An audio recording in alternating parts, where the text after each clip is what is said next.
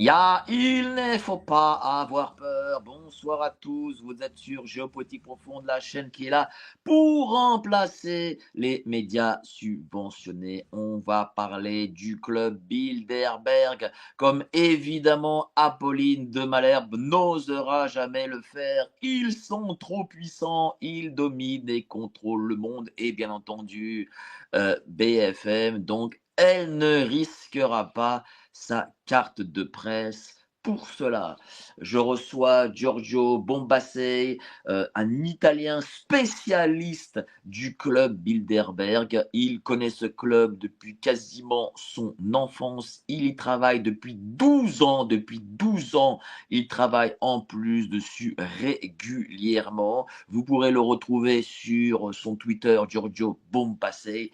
Et avec lui, on va décortiquer ce club Bilderberg. Mais avant ça, n'oubliez pas, adhérez au club Géopolitique Profonde ce mois-ci, le grand appel de Francis Lalanne à la destitution du locataire de l'Élysée. Alors, cher Giorgio, vous en effet connaissez le club Bilderberg depuis votre enfance parce que vous venez d'une famille particulière et quand vous m'avez appris ça, j'étais vraiment, ça m'a sursauté, on va dire, parce que voilà, vous venez d'une famille particulière, première chose, et à la suite de ça, vous avez décidé d'enquêter sur eux. Dites-nous, parlez-nous un peu de votre famille justement.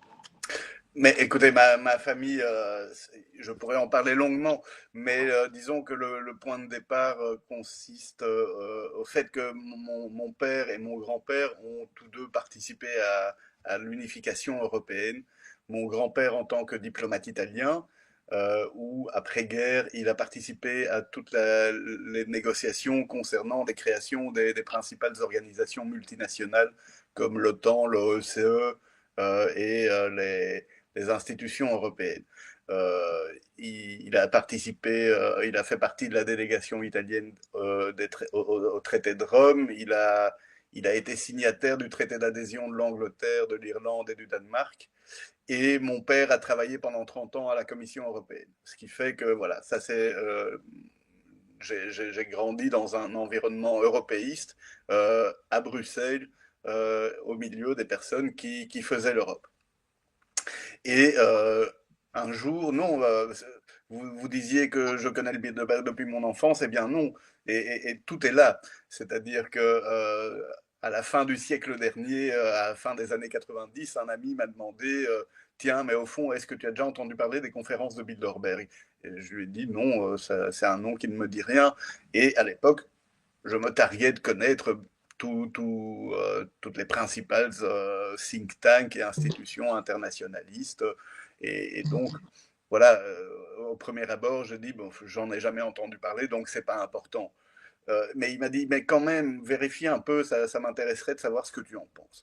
Et là, j'ai commencé à chercher des informations. Je répète, on était à la fin des années 90 et à cette époque-là, il était très difficile d'obtenir la moindre information sur Bilderberg. Il y avait quelques personnes qui en parlaient à droite, à gauche, en Europe ou aux États-Unis, mais c'était vraiment très, très, très confidentiel. Et donc, il m'a fallu un peu de temps pour réussir à mettre la main sur des informations. Et surtout, la première chose que j'ai faite, c'est très naturellement, ils doivent avoir je me suis dit, ils doivent avoir un bureau, je vais les contacter, je vais leur demander des informations directement. Et première constatation, ils n'avaient pas de bureau, il n'y avait pas moyen de rentrer en communication avec cette organisation. Et ça m'a intrigué et interpellé. Et donc j'ai continué mes recherches, je suis tombé sur des listes de participants, des anciennes listes de participants, et là j'ai été absolument ébahi de voir les personnes qui se réunissaient lors de ces conférences, parce que la plupart, j'en avais déjà entendu parler, ou j'en connaissais même personnellement quelques-unes, qui étaient des politiciens, des diplomates, des industriels, et de voir tous leurs noms réunis ensemble, ça m'a fait un choc, et surtout de me rendre compte que je n'en avais jamais entendu parler. Et c'est là où j'ai commencé à poser des questions autour de moi, voilà, pour en savoir plus. J'ai senti que c'était un sujet qui était voilà, très touchy, et Autour de donc vous, c'est qui? C'est Votre père, votre grand-père? Voilà, et d'autres amis de la famille, enfin des personnes qui évoluent dans les milieux des institutions internationales.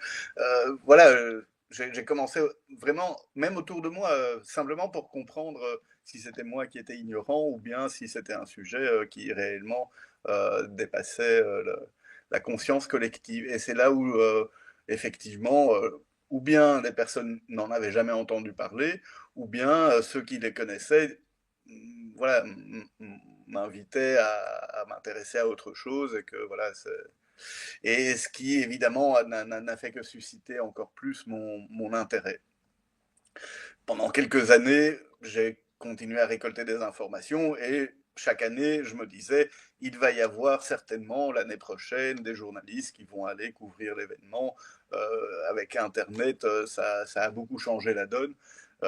Et de fil en aiguille, je me suis rendu compte que voilà, il y avait toujours rien qui ne sortait de la couverture de ces rencontres. Et alors en 2004, j'ai décidé, vraiment en tant que simple citoyen, de me rendre sur les lieux de la réunion parce que j'avais appris que ça se passait en Italie. Euh, et je me suis dit, tiens, belle occasion pour aller passer quelques jours là-bas et vérifier de quoi on parle, parce que je lisais des théories absolument extraordinaires sur ce groupe qui dominait le monde, et d'un autre côté, je connaissais euh, les personnes qui y participaient, le milieu, enfin,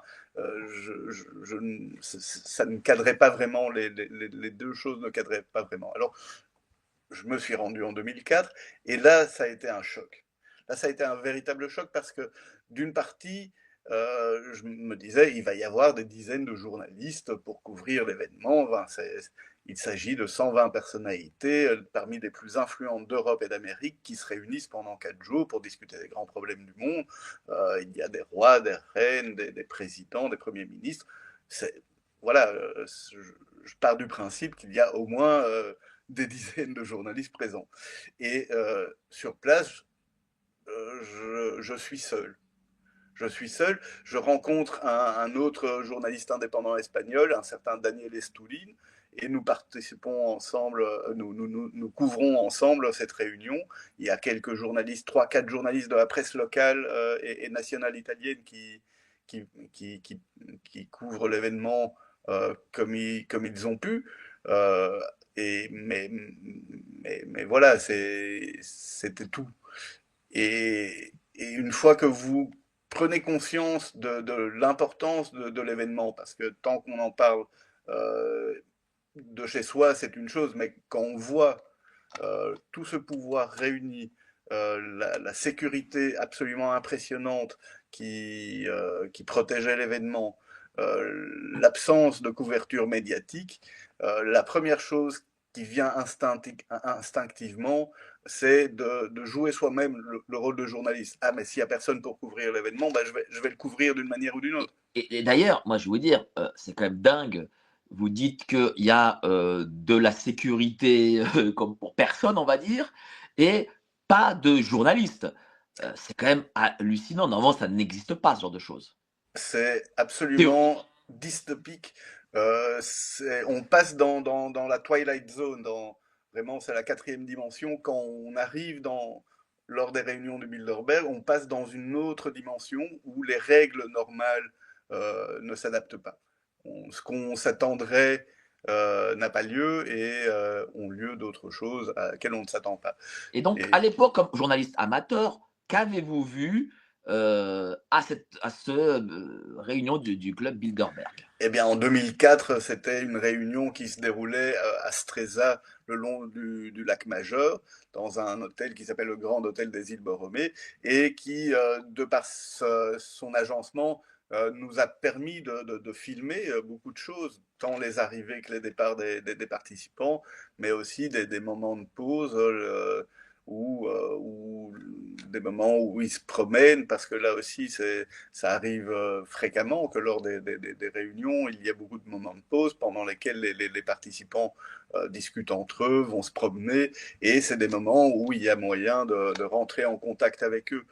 Et en plus, il y a eu en 2004 un tour du lac Majeur en bateau qui a été organisé pour divertir les participants. Et donc, il y a eu, voilà, c'est les 120 personnes qui sont allées vers le bateau, sont montées sur le bateau, ont fait leur tour en bateau. Et pour cela, ils ont bloqué la rue principale, le trafic, enfin, pendant une demi-heure avec les hélicoptères, les bateaux de protection. Enfin, c'était très, très, très impressionnant.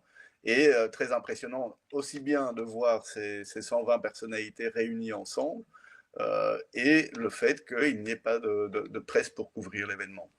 Et à Mieux, l'époque, il y et a à de la l'époque, presse qu'est-ce qu'ils qui avaient? participe aux réunions, Oui, dites-nous. il y a des journalistes et des patrons de presse qui participent aux réunions.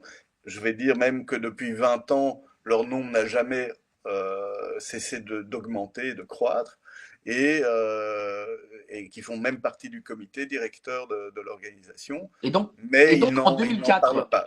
et donc en 2004, cher Giorgio, Oui. est-ce que l'on sait ce qu'ils avaient décidé lors de cette réunion du club Bilderberg?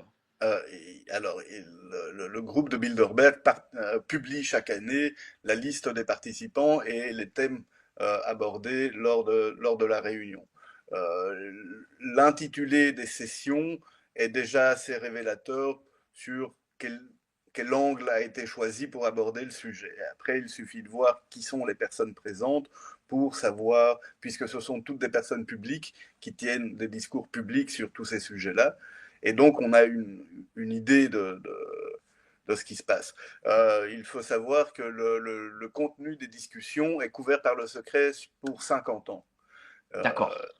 donc, mais il existe des archives du groupe de Bilderberg. Le groupe de Bilderberg, voilà, on va commencer tout de suite par éliminer des idées reçues. Le groupe de Bilderberg n'est pas une organisation secrète. C'est une fondation de droit néerlandais. Ses statuts sont accessibles à tout le monde.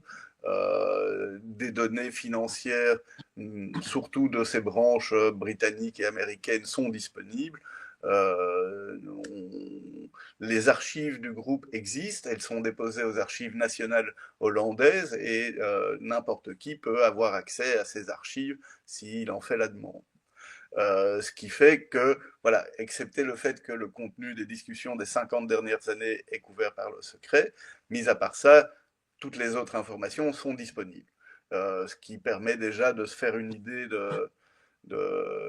du niveau des discussions, surtout lorsqu'on a étudié les comptes rendus des discussions qui sont publiés chaque année après les conférences et qui sont distribués aux participants, aux membres et anciens participants. Voilà.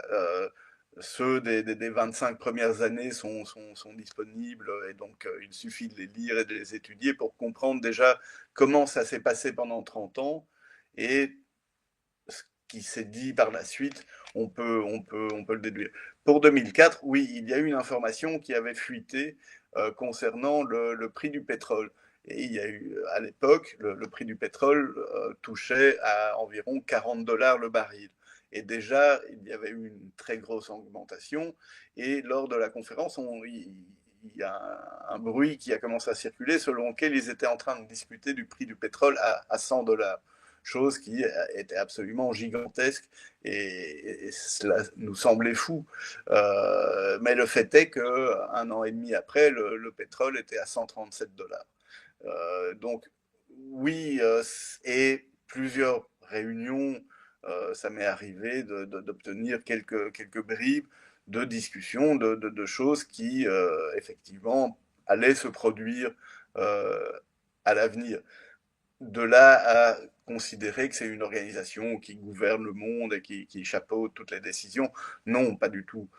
Oui, Euh, enfin, quand en 2004, vous oui, émettez le souhait d'avoir le pétrole, enfin l'essence à 100 $ et qu'un an après ça fait mais 137, vous êtes quand même un peu c'est vrai. influent quand même. Mais j'oserais dire que c'est aussi le fruit de l'asymétrie informative, c'est-à-dire que D'accord. les personnes qui participent à ces conférences, à cette organisation, sont toutes des personnes qui sont au sommet de, du secteur dans lequel ils évoluent, et donc ils ont accès aux informations de pointe et ont des contacts avec les spécialistes qui sont à la pointe dans chaque domaine.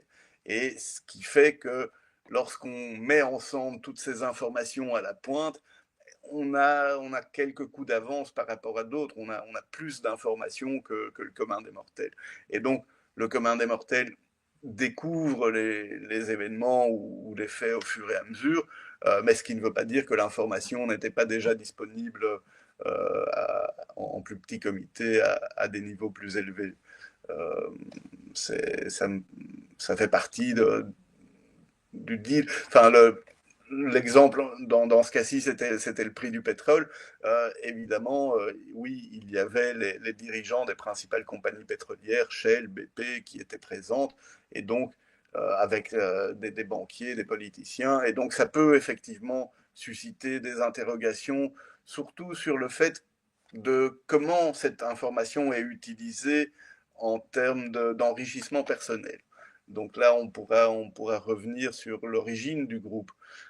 C'est important de faire la première chose. Allez-y, allez-y, l'origine du groupe. Euh, Faire une première distinction entre le groupe de Bilderberg et les conférences de Bilderberg. Le groupe de Bilderberg est une organisation qui aujourd'hui compte 32 personnes qui représentent une vingtaine de pays de l'Alliance Atlantique. Et c'est ce comité directeur de 32 personnes qui organise les conférences de Bilderberg. Mais les personnes qui participent aux conférences de Bilderberg ne sont pas toutes membres du groupe de Bilderberg. Sont membres du groupe de Bilderberg les membres actuels du comité directeur et les anciens membres du comité directeur. Ce sont les seules personnes qui peuvent être considérées comme faisant partie du Bilderberg. Les personnes qui y sont invitées à participer aux conférences ne sont pas forcément membres du groupe. Certaines sont réinvitées et de fil en aiguille deviennent des habitués des conférences, mais d'autres ne participent qu'une fois. Les personnes qui ne participent qu'une fois, par exemple, on ne peut pas dire qu'elles sont membres du groupe de Bilderberg. C'est le cas, par exemple, du président Emmanuel Macron, qui a participé à la conférence de Copenhague en 2014, lorsqu'il était secrétaire général adjoint de la présidence de la République. Voilà, il a participé à la réunion. Autre chose qu'il faut dire, c'est que les personnes qui sont invitées pour la première fois n'ont pas le droit à la parole, sauf si on leur donne expressément la parole. Et dans le cas du président Macron, on lui avait demandé de faire un discours pendant la conférence. Ça, c'est Laurent Valdiguier du Journal du Dimanche qui l'a révélé dans un excellentissime article qu'il avait publié suite à cette rencontre. Quand on Et donne la parole, justement, tiens, c'est intéressant, on oui, touche un point là. Quand le groupe Bilderberg donne la parole pour une de ses conférences à une personnalité politique comme à l'époque Emmanuel Macron. D'abord, pourquoi le fait-elle? Et qu'est-ce que ça engage ensuite? Est-ce que c'est une sorte d'entretien d'embauche, si je puis dire, que la personnalité politique passe à ce moment-là? il y a de nouveau, ce n'est pas disons une question d'embauche. On va revenir alors aux origines parce que ça va donner la réponse à votre question. D'accord. Le cadre de l'origine du groupe de Bilderberg, c'est l'Alliance Atlantique. À ne pas confondre avec l'OTAN. De nouveau, c'est un peu comme Bilderberg et conférence de Bilderberg. L'Alliance Atlantique, l'OTAN est le bras militaire de l'Alliance Atlantique, mais l'Alliance Atlantique est quelque chose qui va au-delà de l'OTAN. C'est un conglomérat d'intérêts bien compris, publics et privés, de représentants de toute une série de secteurs qui composent notre société, et où donc le groupe de Bilderberg est, dans le cadre de l'Alliance Atlantique, un lieu de réflexion. Ça permet aux personnes européennes et américaines d'aplanir les divergences qui existent entre eux pour faire bloc face à la menace, aux menaces communes. C'est-à-dire qu'en 1952, quand le Bilderberg a été créé, le niveau d'anti-américanisme en Europe était très élevé. Les États-Unis, eux, de leur côté, commençaient à se détourner du projet d'unification européenne parce que voilà, la guerre était passée et que le plan Marshall avait fait son œuvre. Et donc les liens entre les pays membres de l'Alliance Atlantique se distendaient, à un moment où la guerre froide, elle, au contraire, commençait, débutait et gagnait en intensité. Et donc certaines personnalités politiques européennes, parce que le projet est initialement européen, ont décidé de se réunir pour trouver un moyen de renforcer les liens entre l'Europe et l'Amérique, aplanir les divergences d'un côté comme de l'autre et faire bloc face à la menace soviétique, parce qu'à l'époque c'était la menace soviétique. Et donc, prenons le cas de la France, les deux fondateurs français du Bilderberg étaient le président du Conseil Antoine Pinet et le chef de l'opposition Guy Mollet. Le fondateur belge était le ministre des Affaires étrangères. Le fondateur danois était le ministre des Affaires étrangères. En Italie, c'était le président du Conseil italien Alcide De Gasperi et l'ambassadeur d'Italie en France. Enfin, il s'agissait donc de personnes qui étaient au sommet de l'État, essentiellement des politiciens et des diplomates, qui vraiment sentaient la nécessité de renforcer les dialogues au plus haut niveau pour, et c'est là probablement un des premiers problèmes démocratiques du Bilderberg, c'était pour bypasser les parlements et accélérer les processus d'intégration atlantique et européen, malgré les frictions au niveau des parlements qui n'avançaient pas comme ces personnes l'auraient souhaité. Ces personnes ont, pendant la Deuxième Guerre mondiale, géré la Deuxième Guerre mondiale. Ce sont elles qui ont été responsables de la définition des politiques de reconstruction d'après-guerre. Et une fois la guerre terminée, ils se sont donné les moyens d'être eux-mêmes en charge de la réalisation de ces politiques de reconstruction. Et ce sont ces personnes qui, face aux dissensions, face au blocage politique au niveau des parlements, ont décidé d'aller plus loin. L'initiateur de tout cela était Joseph Ratzinger, une personnalité extraordinaire qui a été complètement effacée des livres d'histoire. Et pourtant, à mon sens, mais c'est le témoignage d'autres personnes qui à l'époque l'ont connu, était probablement une des personnes les plus influentes au monde. Seulement, il a vécu toute sa vie dans l'ombre et a tenu à le rester. Euh, et donc le secret qui entoure le Bilderberg est lié aussi au secret qui entourait la personne de son fondateur Joseph Ratzinger. Joseph Ratzinger, qui a été pendant la Deuxième Guerre mondiale le conseiller politique de Władysław Sikorski, qui était le premier ministre en exil de Pologne. À Londres. Et quand Sikorski, et avec Sikorski, Ratzinger a été dès sa plus...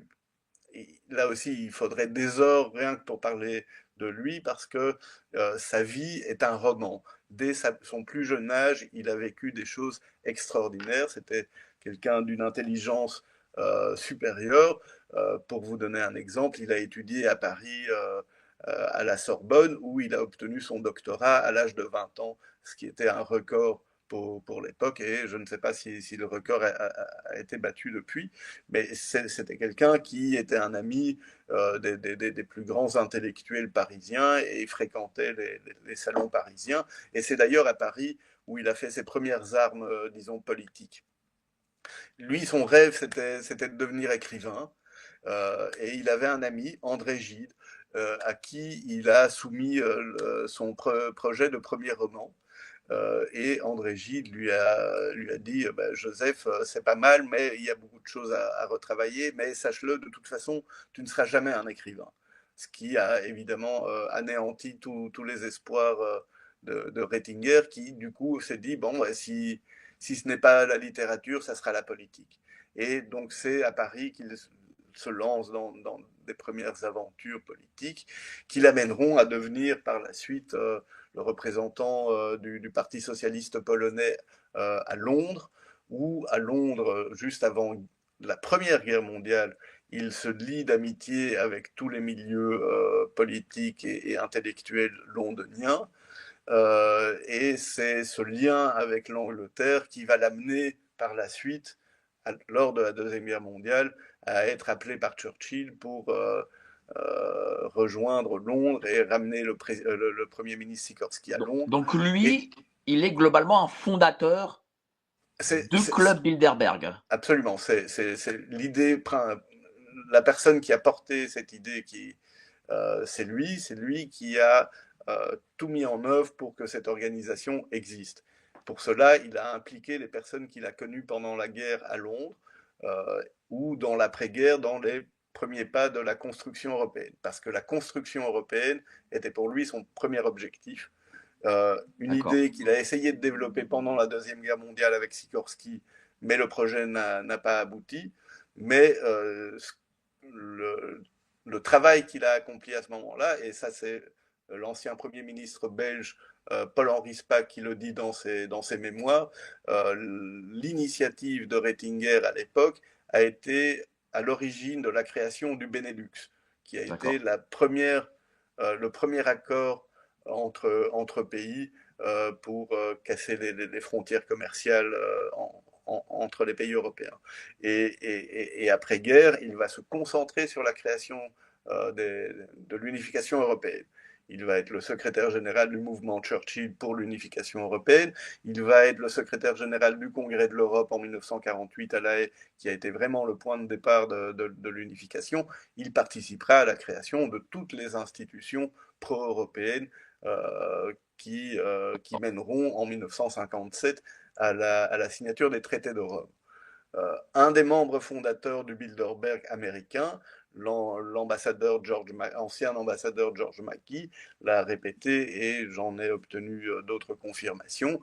Les traités de Rome ont été négociés à Bilderberg entre Européens et Américains entre 54 et 57. Donc, Attends, attends, attends. Ça, c'est important, cette oui, c'est information. très Les important. traités de Rome ont été négociés par le club Bilderberg. Le cadre du groupe les conférences de Bilderberg ont servi de cadre pour les discussions entre représentants européens et américains pour se mettre d'accord. Puisque à l'époque, il faut bien comprendre que nous sommes voilà, après-guerre et le cadre, c'est l'OTAN. Les alliés, notamment l'Angleterre et l'Amérique, ont leur mot à dire dans l'avenir politique de l'Europe, puisque c'est eux qui détiennent les cordons de la bourse, notamment. Et donc, il était normal qu'il soit impliqué dans Oui, les mais cette discussions, information, parce qu'il euh, fallait que voilà, bien l'Europe entendu, devait mais être cette dans le cadre de information que nous ne connaissions pas, non, moi je ne la absolument connaissais pas, pas, absolument pas. démontre en réalité l'ultra-puissance, même, je dirais même que on était nous-mêmes tous là qui vous écoutons, très en dessous de la réalité de la puissance du club Bilderberg. Euh, Effectivement, lorsqu'on quitte le domaine du mythe pour revenir au domaine de l'histoire et qu'on replace son existence dans le cadre historique de l'Alliance Atlantique, effectivement, c'est là où on découvre son réelle influence sur les affaires européennes et américaines. Et son Est-ce influence qu'on peut est dire que le club Bilderberg est ce que nous communément appelons l'état profond? c'est une bonne question. On peut dire que si on, tout ça est réducteur, c'est des termes qui ne collent pas tellement bien au Bilderberg pour une raison que je vous expliquerai plus tard. Mais on peut dire que c'est d'une certaine manière l'assemblée annuelle des représentants des États profonds de chaque pays de l'Alliance Atlantique qui se réunissent pour se coordonner chaque année. Donc, lorsque je vous ai posé cette question de savoir si Monsieur Macron, lorsqu'il prend la parole, parce que vous m'avez dit que les invités ne prennent pas forcément la parole, lui, lorsqu'il prend la parole, c'est parce que les États profonds occidentaux représentés au sein du club Bilderberg ont un projet pour lui. Euh, Pas forcément. C'est une opportunité qui est offerte dans ce cas-ci à des jeunes politiciens en devenir pour se familiariser avec les affaires internationales et comprendre comment fonctionne réellement la diplomatie informelle au niveau de l'Alliance Atlantique.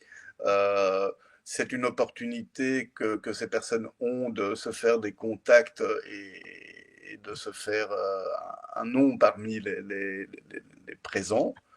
Euh, Après, il y a des personnes qui comprennent l'opportunité, qui en profitent, et d'autres qui ne comprennent pas exactement ce qu'ils font là, ou pourquoi on les a invités eux, ou bien qui comprennent et qui ne veulent pas trop s'y mêler.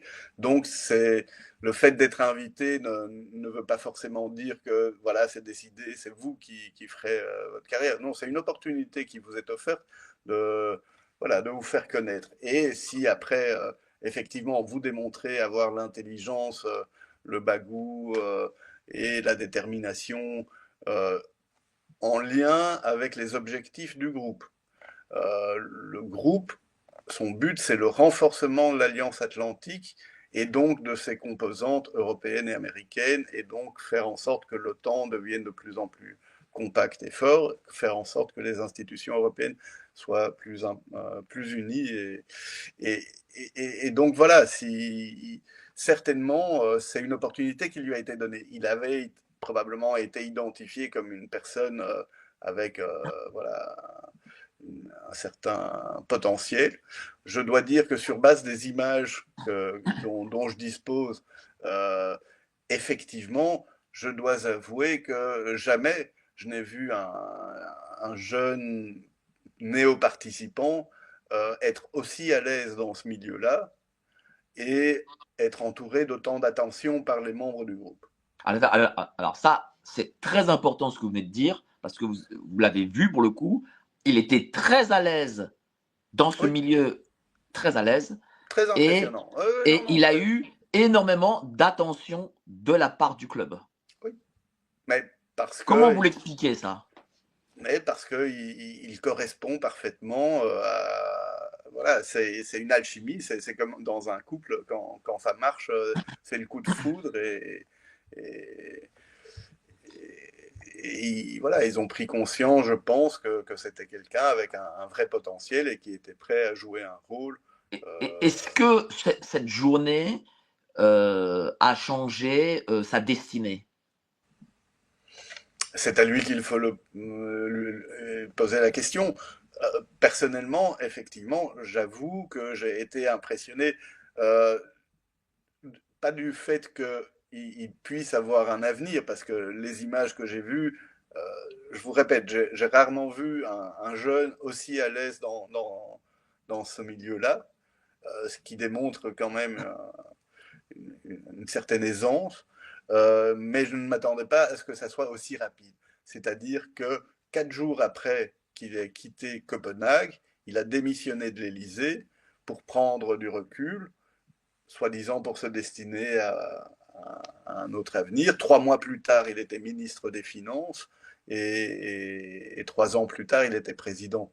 Et c'est ce parcours express qui m'a vraiment impressionné. À ce niveau-là, il faut se dire les choses. Il n'y a pas de hasard, je le pense. Mais il n'y a pas de hasard, non, bien sûr. Ce qu'il faut savoir, et ça c'est Laurent Valdiguier qui l'avait raconté dans son article, c'est qu'il avait été invité à parler de la politique économique française et il a flingué François Hollande, il a flingué sa politique et c'était tellement énorme que même les participants étaient choqués. Est-ce Euh, que on sait que dernièrement, Monsieur Gabriel Attal et Monsieur Édouard Philippe ont aussi été invités. Alors je ne sais pas s'ils ont été invités à parler. En tout cas, ils ont été invités dernièrement. Est-ce que ces deux personnalités françaises ont été aussi à l'aise et ont fait l'objet d'autant d'attention? euh, je n'ai pas eu l'occasion d'avoir suffisamment de moments visuels pour le constater. Certainement, monsieur Philippe est fort à l'aise. La première fois qu'il a participé, moi je l'avais croisé en 2016, c'était à Dresde, et à l'époque, voilà, je ne le connaissais pas, j'avoue. Ça, c'est bien fait du Bilderberg, ça me permet de découvrir des nouveaux talents. Et en 2015, Alain Juppé avait participé, lui, il avait tenu une session avec Ursula von der Leyen sur l'avenir de l'Europe. Et Alain Juppé était encore un présidentiable à l'époque. Et M. Philippe était un proche de M. Juppé. Donc en 2016, j'étais convaincu qu'il était là en tant que représentant de M. Juppé, ou en tout cas des personnes qui l'entouraient. Et je ne m'imaginais certainement pas qu'un an plus tard, il deviendrait Premier ministre. Mais effectivement, lui est très à l'aise dans ce milieu-là, clairement. Bon, on n'a pas encore les informations, mais espérons qu'on n'aura pas l'information un peu trop tard. Hein, espérons. Euh, Dites-moi, donc le rôle du club Bilderberg, voilà, c'est la question européenne et la question de l'Alliance Atlantique. Donc il ne faut surtout pas déroger de ces visions idéologiques. J'imagine que le club Bilderberg, en voyant ce qu'ils appellent les populistes, commencer à grappiller des voix et des sièges partout dans l'Europe, essaye de contrecarrer cela. Certainement, oui. Il suffit de. Alors, le groupe de Bilderberg a un site internet où vous pouvez retrouver les différents ordres du jour des différentes conférences, et vous retrouverez effectivement dans l'ordre du jour les questions liées au populisme et sur la manière dont il y a moyen voilà, de contrer à ce problème. C'est dans son ADN. Je veux dire, le groupe de Bilderberg est né en 1952 pour faire face au populisme et au nationalisme qui revenaient en force, et pour renforcer les relations transnationales. Donc c'est dans son ADN d'étudier toutes ces questions. Il y a une dimension du groupe de Bilderberg. De nouveau, je fais la distinction entre groupe de Bilderberg et conférence de Bien sûr, et Bilderberg. conférences de C'est bien très sûr. important de mieux toujours se focaliser sur le groupe, sur les 32 personnes aujourd'hui.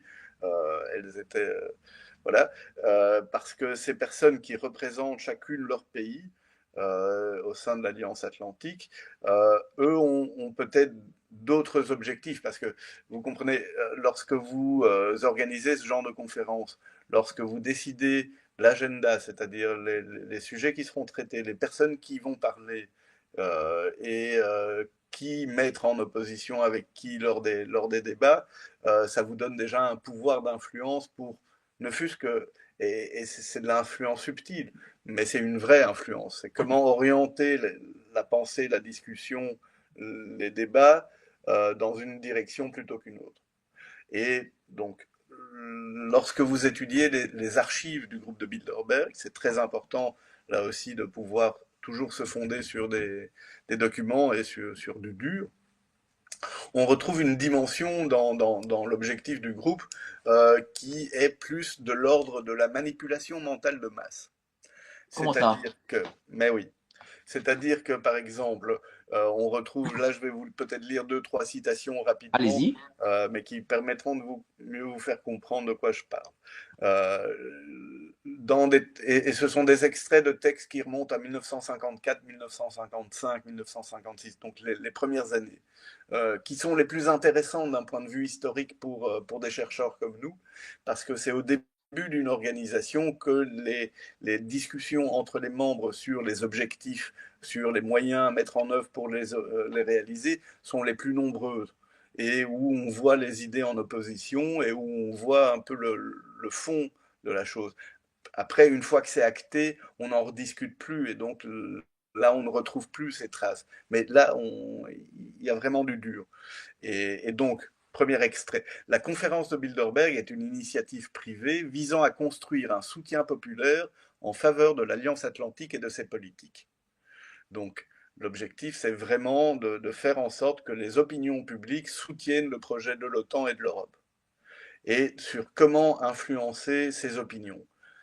L'influence du Bilderberg, dès le départ, n'est pas une influence directe, mais indirecte. C'est-à-dire que l'idée de Ratzinger et des autres fondateurs est de dire, plutôt que de dépenser des fortunes dans des communications de masse pour amener les gens à penser d'une certaine manière, ça sera plus simple d'identifier dans chaque pays de l'Alliance Atlantique les personnes qui sont ce qu'on dirait aujourd'hui des influenceurs, c'est-à-dire des personnes qui ont une influence sur l'opinion publique. Donc ils ont déjà pensé à ça dans les années 50. Oui.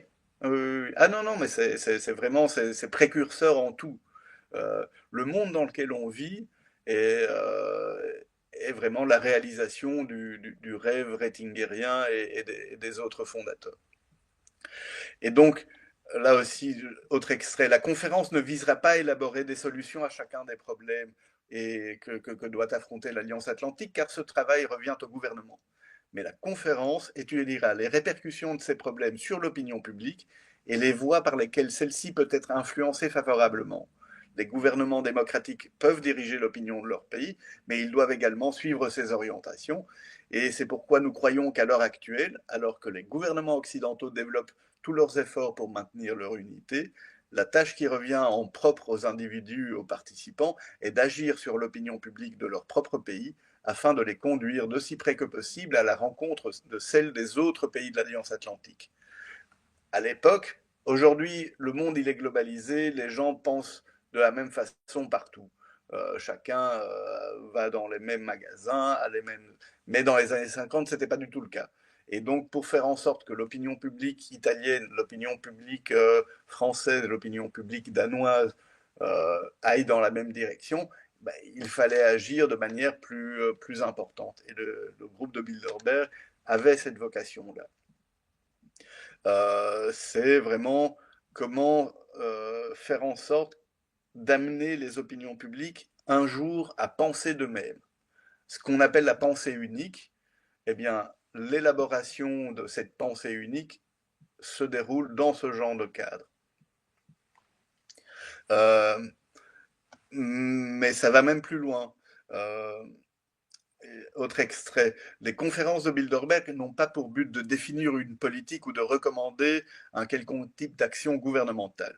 Cependant, lorsqu'émerge un consensus parmi les participants autour d'une action positive qui pourrait et devrait être réalisée pour renforcer les objectifs de l'unité occidentale, le groupe se doit d'entreprendre toute démarche permettant à celle-ci d'être réalisée par tout autre organisme plus approprié.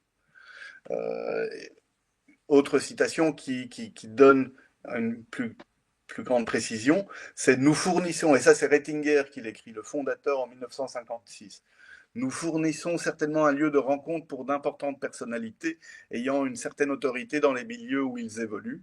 Nous avons constaté qu'un échange de vues est très utile et peut être parfois peut donner naissance à de nouvelles idées. De ce fait, le groupe peut être considéré comme une fabrique d'initiatives.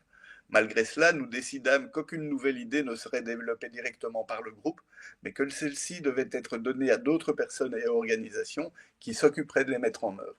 C'est-à-dire que le groupe de Bilderberg, il y a des idées qui émergent, le Bilderberg ne veut pas apparaître, ne veut pas les mettre en pratique, et donc il donne cette idée à d'autres personnes, d'autres organisations qui les réalisent. Prenons le cas du Forum économique de Davos que tout le monde connaît aujourd'hui.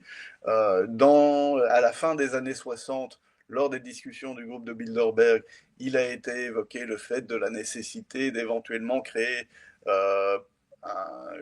un lieu où on pourrait approfondir toutes les questions liées au management. Et 2 ans plus tard, Klaus Schwab fonde le symposium international du management qui deviendra le Forum mondial de Davos. Et donc, voilà, le Forum de Davos est une création qui répondait à des attentes qui avaient émergé lors des conférences de Bilderberg. Et du coup, voilà, dès qu'un forum de Davos est créé, il obtient les soutiens nécessaires, qu'ils soient financiers, de personnes, en sachant que dans le cas de M. Klaus Schwab, son mentor était Henry Kissinger, qui était un membre éminent du Bilderberg. Il a participé la première fois en 1957. Donc c'est quelqu'un qui a participé aux activités du groupe pendant 60 ans. Et M. Schwab lui-même est devenu membre du comité directeur du Bilderberg dans les années 90. Ça c'est un exemple. Ou d'autres exemples, ça c'est Jean-Louis Gerguerin l'a affirmé plusieurs fois, et effectivement, on peut lui donner raison. La création du groupe EADS Airbus est né de discussions qui ont eu lieu lors des conférences de Bilderberg et qui ont réuni les représentants de l'aéronautique française, britannique, allemand. Et voilà, le projet de créer un pôle aérospatial européen a émergé lors des discussions. Et par la suite, certains des participants ont donné vie au processus de création de ADS Airbus, qui, évidemment, puisque c'est né dans ce cadre-là, obtient les soutiens financiers, politiques nécessaires par la suite pour être mis en place.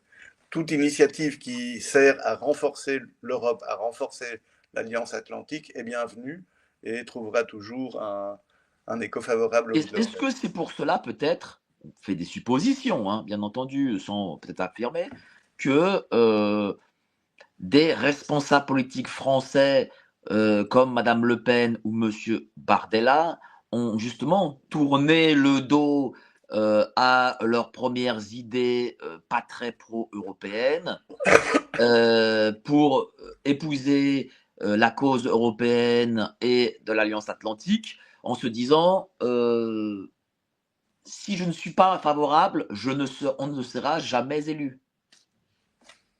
Ça, je vous invite à leur poser la question, je ne sais pas. Il est évident, et je pense que là aussi, il y a un participant italien ces dernières années qui est un journaliste qui s'appelle Stefano Feltri, qui a l'amabilité, et ça il faut lui reconnaître, c'est que après chacune de ses participations, il écrit un article dans lequel il résume un peu l'atmosphère qu'il a vécue et il donne quelques éléments de réflexion sur ce qui s'est dit et ce qui ne s'est pas dit. Et il a participé à la réunion de Stockholm cette année, et dans son article, il a écrit une chose très intéressante sur le fait que en gros, c'est très impressionnant de voir ces 130 personnalités réunies dans la même salle et de se rendre compte que ce n'est pas parce que vous êtes quelqu'un de riche et important que vous êtes libre de dire faire ce que vous voulez et qu'il y a un cadre dans lequel tout le monde se contraint et est obligé de rester, qui est le cadre de l'Alliance Atlantique et, et de l'Europe. Mais Et donc dites-moi, oui, allez-y. effectivement. Oui, parce que si vous, faut se dire les choses, on se le dit sincèrement, si vous n'êtes pas favorable à l'Europe, j'imagine que sans peut-être faire pression, mais peut-être en influençant de manière indirecte, eh bien, le système se mettra contre vous au final. Euh, Oui, c'est une possibilité, oui, certainement. C'est une telle imbrication d'intérêts économiques, politiques, sociaux. euh, c'est une telle. Enfin, l'Europe, c'est pas que Bruxelles, hein. De nouveau, c'est un peu comme l'Alliance Atlantique et l'OTAN. L'Europe unie dépasse de loin les institutions européennes. Les institutions européennes ne font que représenter des intérêts bien compris. Bien sûr. Euh, et où le groupe de Bilderberg permet d'identifier éventuellement quelles sont les forces agissantes en un moment déterminé. C'est ça qui est très intéressant avec le Bilderberg, c'est que c'est vraiment un miroir qui vous offre un reflet de l'état du pouvoir dans chaque pays occidental à un moment donné. Ça vous permet de voir qui est Et, aux affaires, qui ne l'est pas, et vous, et et l'évolution. vous ça fait 12 ans Non, que vous, ça 12 ans fait que vous enquêtez 20, dessus, 21. 21 ans, pardon. Oui, la première fois, c'était en 2004. Non, mais que vous enquêtez dessus, parce que Ah là, à non, temps plein, on va j'enquête dire. depuis 35, Ah, depuis plus de depuis 30 ans. 35 ans, vous enquêtez dessus. Euh, Est-ce que c'est facile d'enquêter? Est-ce qu'on vous ferme peut-être pas les portes du fait de vos enquêtes? Comment ça se passe? Racontez-nous. On va dire que c'est chaque information, j'ai dû aller la chercher avec les dents et vraiment rien ne m'a été donné. Enfin, sur ce sujet-là, rien n'est accessible ouvertement. C'est vous qui devez aller chercher les informations, ce qui vous oblige à beaucoup réfléchir sur où aller les trouver. Et ça demande de connaître le fonctionnement de l'organisation. Et est-ce que Et votre passé familial, c'est-à-dire avoir des un père qui a été 30 ans au sein de l'Union européenne, un grand-père qui a été présent lors du traité de Rome. Est-ce que ça vous facilite un peu vos enquêtes parce que peut-être certains se diront au sein de ce club, il est aussi des nôtres, on connaît ses parents, ses grands-parents, donc on peut lui permettre de regarder s'il en est. Non. Oui, oui et non. C'est-à-dire que oui, ça me facilite la vie parce que j'ai un accès à certains milieux, certaines structures, certaines personnes que plus aisées que Monsieur Tout le Monde. Mais d'un autre côté, évidemment, non, parce que je suis l'emmerdeur et au contraire, c'est beaucoup, lorsqu'ils me voient, préfèrent tourner les talons voilà, c'est donc non, Vous êtes un mais peu comme une épine dans le pied parce que c'est un même peu une si ce épine n'est dans le pas pied, totalement secret, absolument. ils ne veulent pas quand même que leur que ce qu'ils se disent. D'ailleurs, c'est pour ça qu'ils laissent C'est 50 ans. c'est une euh, dialectique, c'est-à-dire qu'en 20 ans, évidemment, alors il faut bien comprendre que Bilderberg ne rentre dans aucune case mentale. Et j'ai passé de nombreuses années à essayer de la faire rentrer de force. Ah, c'est un club secret. Ah, c'est la franc-maçonnerie. Ah, c'est le truc. Et aucune réponse ne me donnait satisfaction. Et c'est le jour où j'ai compris que Bilderberg éclatait les cases mentales et m'obligeait à tout désapprendre pour réapprendre la réalité sur base de ce que je pouvais constater et en utilisant le Bilderberg comme aiguillon. Et là, les choses ont commencé à changer.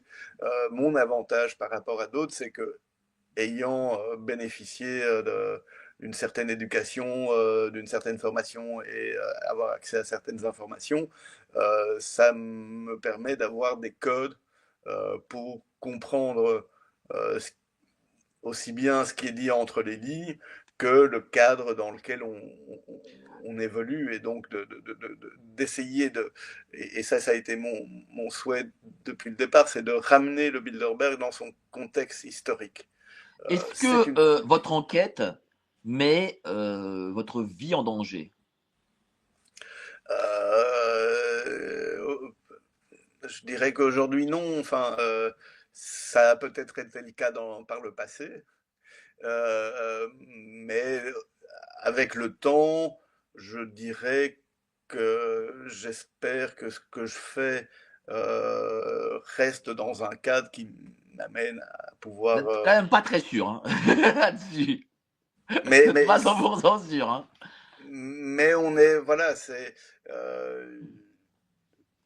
Voilà, je suis quelqu'un qui est très respectueux des institutions en général et vis-à-vis du Bilderberg aussi. Enfin, j'ai essayé toujours de démontrer que j'étais quelqu'un de respectueux et de raisonné, et ce qui a permis d'établir un certain dialogue aussi. Et ça a permis de faire passer certains messages et qui sont tenus en considération. Le cas de cette année, à Stockholm, le responsable de la sécurité de l'événement, à la fin de la réunion, est venu chez moi pour me demander, parce qu'il m'a dit je vous suis, et voilà, le fait, c'est moi qui ai révélé où allait se dérouler la réunion il y a quelques mois, et visiblement ça a créé un petit peu d'émoi parmi les organisateurs, et donc ça les a amenés à beaucoup réfléchir sur comment organiser l'événement et comment répondre aussi aux attentes des journalistes qui couvrent l'événement. Et voilà, ils m'ont dit, on a beaucoup discuté, on a tenu en considération ce que vous et les quelques autres qui suivaient l'événement avaient écrit, on en a tenu compte et on a fait une réunion avec la sécurité la plus light possible, nous permettant de pouvoir filmer ce qu'on voulait et d'avoir des moments d'entretien sans trop de problèmes. Et donc, je l'ai vivement remercié de cela et du fait qu'il me suivait et que surtout il tenait en considération les messages qu'on voulait bien leur faire passer. De nouveau, si vous vous relationnez à eux en criant, en hurlant, en les accusant de tous les crimes de la terre, ça ne stimule pas l'intérêt ou l'envie de vous écouter. c'est sûr. Si vous êtes posé, si vous êtes un minimum poli et que vous essayez de soulever certains points qui sont légitimes, voilà, après, on n'obtient pas de Bah, réponse, mais au justement, moins, voilà. vous allez d'ailleurs, vous allez écrire un livre, vous allez publier un livre J'ai un contrat d'édition, effectivement, j'ai un sur toutes manuscrit. ces années de travail. Voilà, c'est parce que le projet a beaucoup évolué avec le temps et donc, mais effectivement, oui, j'ai un manuscrit. Euh, L'idée à la base, c'était d'écrire un livre sur ce que j'avais découvert les premières années et le projet s'est transformé en les 20 années de couverture d'activité du Bilderberg et redécrypter l'actualité sur base de ces 20 dernières années. En tout cas, Et merci avec beaucoup. un objectif aussi de faire un documentaire. Le projet principal est né comme un projet de série documentaire. En tout cas, merci beaucoup, cher Giorgio Bombassei. Mais merci, Mike. Où est-ce qu'on peut vous suivre? Vous pouvez Dites-moi. me suivre sur X, mon nom, Giorgio Bombassei, ou ma chaîne YouTube, Giorgio Bombassei. En tout cas, sachez, cher Giorgio, c'était passionnant, ce que vous avez dit vraiment. Et sachez une chose, c'est que quand vous publierez votre livre, je veux vous avoir en plateau Très à bien. Géopolitique Profonde et vraiment, ils seront les bienvenus et j'utiliserai beaucoup plus de temps parce que les gens ont besoin de savoir la réalité de ce club et je suis vraiment très fier de vous avoir interviewé aujourd'hui parce que c'est vraiment pour le coup quasi exclusif. Hein. Voilà, d'avoir parlé parce que des spécialistes du club Bilderberg, comme vous l'êtes, à titre personnel, je n'en connais pas. Voilà, et il en a besoin de cette précision sur ce qu'est la réalité de ce club. Absolument. En tout cas, merci à vous. Vous Mike, étiez merci infiniment. Merci à vous tous. Vous étiez 4000 à nous regarder en direct. Merci beaucoup pour cette confiance. N'oubliez pas adhérer au club Géopolitique Profonde. Cliquez sur le lien ci-dessous. Merci, cher Giorgio. Et on se retrouve demain, midi et demi. Passez un excellent samedi. Allez, salut, ciao.